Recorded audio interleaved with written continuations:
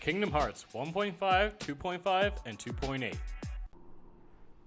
Whether you're a newcomer to the series or an old-time fan, I highly recommend this to anybody that has any sort of interest in playing it.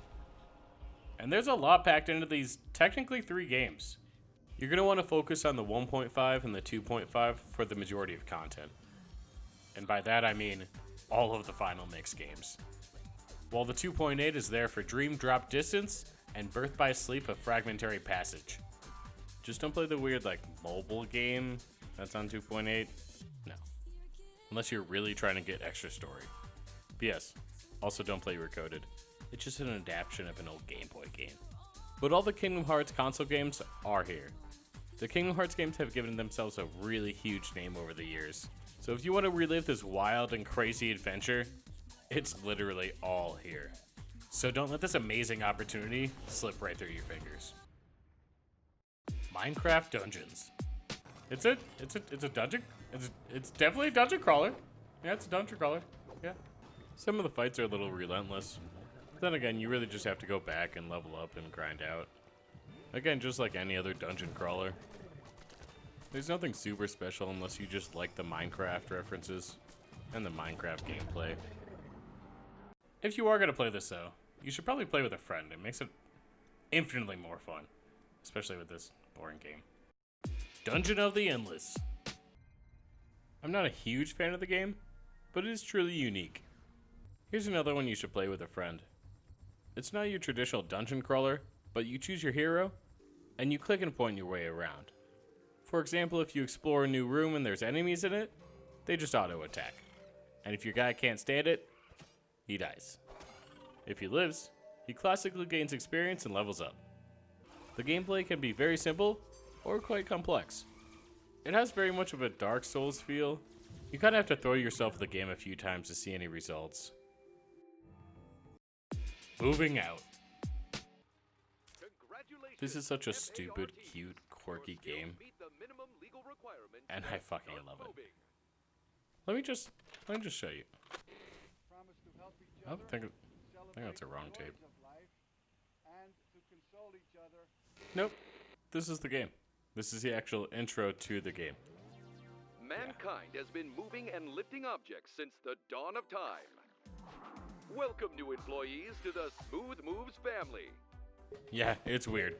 And all you do is just move shit. It's kind of fucking hard. It's a lot more fun and easy with friends. Or you can just avoid all obligations and just wreck shit in the car. I did this for probably longer than you want to know.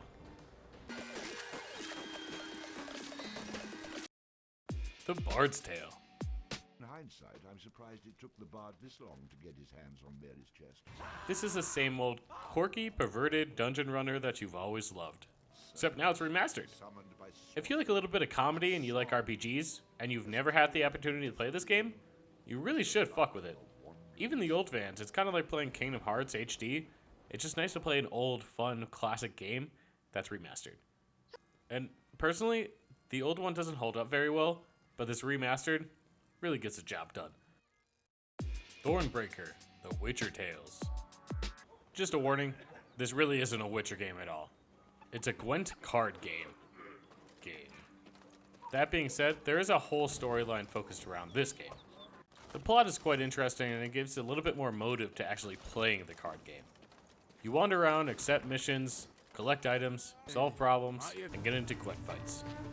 That's just about it though. Some aspects play like a mobile game, so you slowly build a little encampment, but aside from that, it's a pretty carefree RPG. If you like this game, and you like Gwent, you should definitely play this. It has a really fun story with it. West of Dead. This is a Dark Souls dungeon runner with a Western feel. There's not much more to say about this game. If you want a challenging bird-eye view shooter mixed with a dungeon runner, then this is the game for you. What really drew me in was the concept and the art.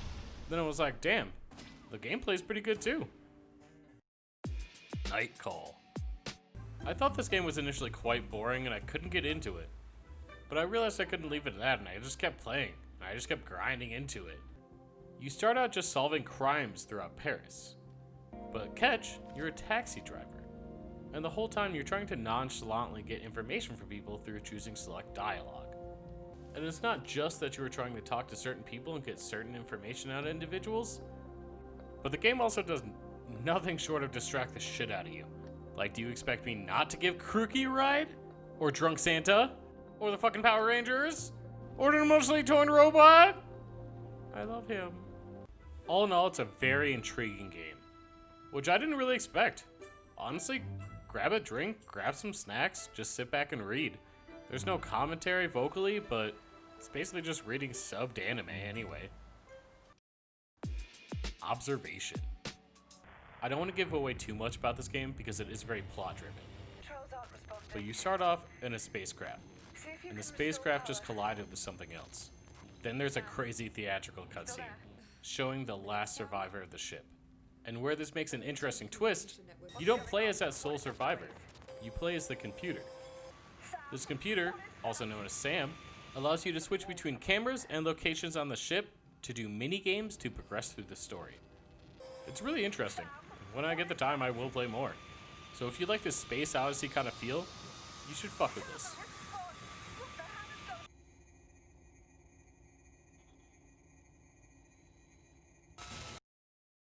Streets of Rogue.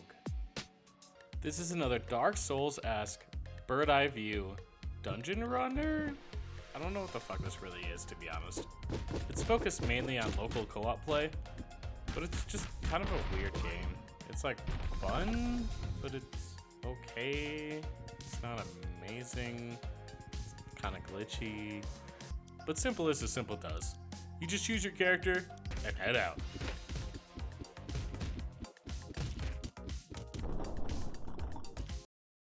No Man's Sky. So, I pre-ordered this game. I played this game since day one. And honestly, there's been a shit ton of updates and a shit ton of crazy stuff going on in this game. So I recently jumped on, and I got a freighter ship, and I got a mech. It went from mining by yourself to mining with friends. I initially spent 40 hours of gameplay just traveling. The gameplay on release was minimal to say the least. Just everything looked the same from galaxy to galaxy. But a lot of other people were also really disappointed on that too. Just a lack of variation. It went from very bare bones to really this vast universe. Not necessarily saying that I approve of this game. I'm just giving the respect that it deserves to become the game that it is today, not the game that it was. Well, that's it for the editions for June. Till next month.